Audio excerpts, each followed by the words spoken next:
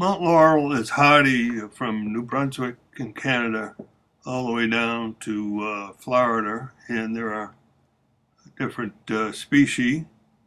The Augustifolia, which is predominantly red and pink, has been crossed with other, including the Calmia latifolia alba, to make some beautiful new varieties.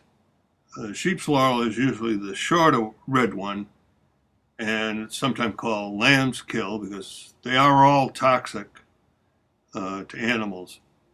But this is on the south side of a road, and it's more prominent than the flowers, that is, than on the north side. And the reason being is that it needs some sunlight, particularly to set the buds.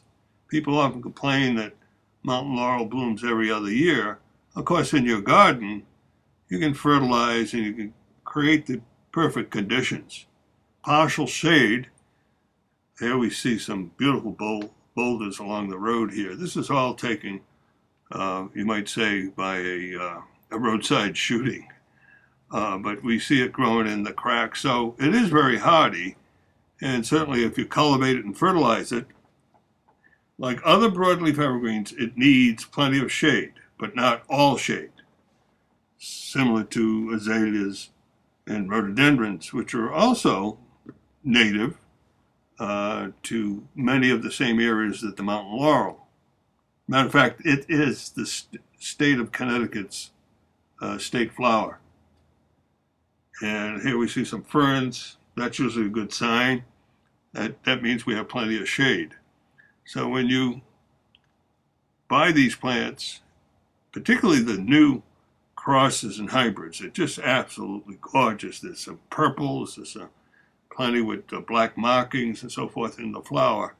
And they continue to hybridize these various plants by crossing, particularly the Augustifolia, which is the red, the white, Calmia latifolia, and the sheep's laurel. And they're coming up with some beautiful combination of plants for your garden. And of course, I would plant them with rhododendrons and azaleas and ferns. Obviously, that's what we're looking at here in the woods. And usually along the road, you'll see them. They may go 50 feet deep into the woods. And the reason for that is, I believe, is that the seeds are being brushed along the highway by the automobiles and the trucks and so forth.